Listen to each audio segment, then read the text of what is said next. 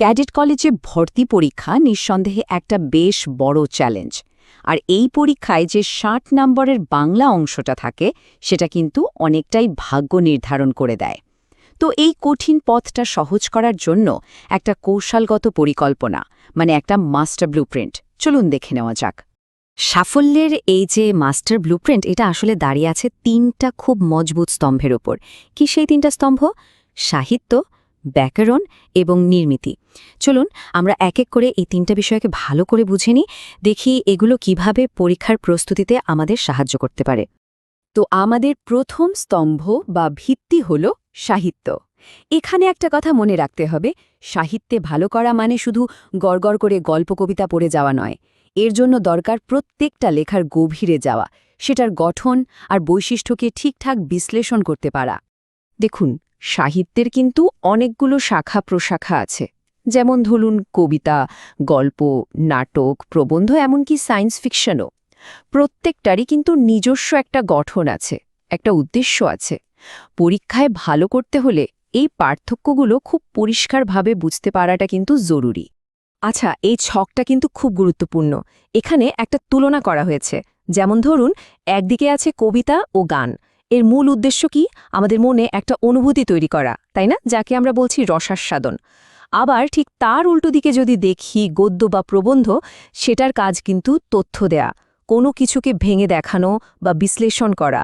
এই যে ছোট ছোট কিন্তু দরকারি পার্থক্যগুলো, এগুলো ধরতে পারাই কিন্তু আসল কৌশল। এবার চলুন আমাদের দ্বিতীয় স্তম্ভের দিকে যাওয়া যাক, আর সেটা হলো ব্যাকরণ। ব্যাকরণকে আসলে ভাষার ইঞ্জিন বলা যেতে পারে। এই ইঞ্জিন ঠিকঠাক থাকলেই কিন্তু ভাষার গাড়িটা মসৃণভাবে চলে। ব্যাকরণে দক্ষতা আনার জন্য মূলত ৩টা জিনিস একসাথে কাজ করে, ঠিক যেন ৩টা গিয়ার। প্রথমটা হলো শুদ্ধ উচ্চারণ আর বানান, দ্বিতীয়টা শব্দের সঠিক অর্থ জানা আর বাক্যে ব্যবহার করতে পারা, আর ৩ নম্বরটা হলো নির্ভুল বাক্য তৈরি করে ঠিকঠাক যোগাযোগ করতে পারা। পরীক্ষার খাতায় সর্বোচ্চ নম্বর পেতে হলে কিন্তু প্রমিত বাংলা ব্যবহারের কোনো বিকল্প নেই। দেখুন, আমরা কথা বলার সময় হয়তো অনেকেই নিজেদের আঞ্চলিক ভাষায় কথা বলি, আর সেটাতে কোনো সমস্যাও নেই। কিন্তু লেখার সময় এই ডায়াগ্রামটা যেমন দেখাচ্ছে, প্রমিত উচ্চারণ আর বানানের একটা ছাঁকনির মধ্যে দিয়ে আমাদের একটা স্ট্যান্ডার্ড বা প্রমিত ভাষায় পৌঁছাতে হবে। আচ্ছা, শব্দভাণ্ডার শক্তিশালী হওয়া মানে কিন্তু শুধু অনেকগুলো শব্দ মুখস্থ করা নয়। এর আসল মানে হল একটা শব্দের সাথে জড়িত অন্য সবকিছু জানা, মানে তার প্রতিশব্দ কি, বিপরীত শব্দ কি, আর কোন পরিস্থিতিতে শব্দটা কিভাবে ব্যবহার হয়, এই পুরো নেটওয়ার্কটা সম্পর্কে একটা পরিষ্কার ধারণা থাকা। একটা লেখা কতটা নির্ভুল আর আকর্ষণীয় হবে তা কিন্তু নির্ভর করে এই উপাদানগুলোর ওপর, মানে সর্বনামের ঠিকঠাক ব্যবহার, ক্রিয়ার সঠিক কাল আর জ্যোতিচিহ্নের যথাযথ প্রয়োগ। এগুলোই হলো একটা পরিষ্কার ও কার্যকর লেখার মূল ভিত্তি। তো এবার আসা যাক আমাদের শেষ এবং ৩ নম্বর স্তম্ভে, নির্মিতি। এখানে এসে সাহিত্য আর ব্যাকরণ থেকে পাওয়া জ্ঞানকে বাস্তবে কাজে লাগাতে হয়, মানে নিজের লেখাটাকে সুগঠিত আর প্রভাবশালী করে তুলতে হয়। নির্মিতি অংশে মূলত ৩ ধরনের দক্ষতার পরীক্ষা নেওয়া হয়। ১. কল্পনাকে ব্যবহার করে নতুন কিছু লেখা। ২. দৈনন্দিন জীবনে প্রয়োজনে চিঠি বা দরখাস্তের মতো জিনিস লেখা। আর ৩. কোনো বিষয়কে যুক্তি দিয়ে বিশ্লেষণ করার ক্ষমতা। এখানে ২ ধরনের লেখার মধ্যে একটা মজার পার্থক্য দেখানো হয়েছে। দেখুন, রাস্তার সাইনবোর্ড বা পোস্টারের উদ্দেশ্য কি? খুব তাড়াতাড়ি মানুষের কাছে একটা তথ্য পৌঁছে দেওয়া। কিন্তু পরীক্ষার খাতায় যেটা দরকার সেটা হলো প্রথাগত লেখা, যেখানে একটা নির্দিষ্ট কাঠামো মেনে গভীরে গিয়ে বিশ্লেষণ করতে হয়। তাহলে সওয়াল হলো, কোনো একটা লেখাকে ভালোভাবে বিশ্লেষণ করার কৌশলটা কি? এর জন্য সহজ ৩টে ধাপ আছে। প্রথমত, খুব মনোযোগ দিয়ে লেখাটা পড়ুন।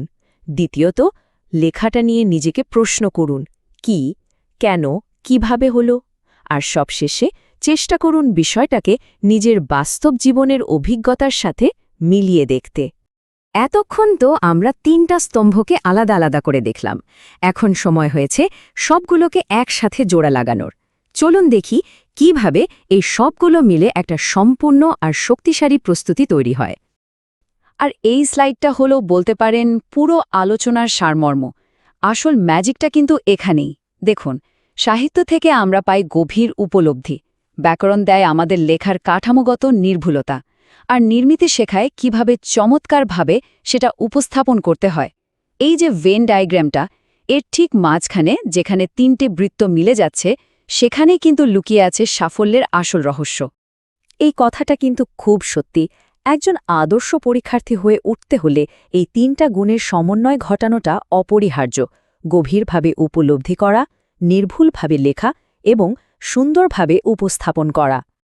তো এই ব্লুপ্রিন্টটা একটা সম্পূর্ণ রোডম্যাপের মতো।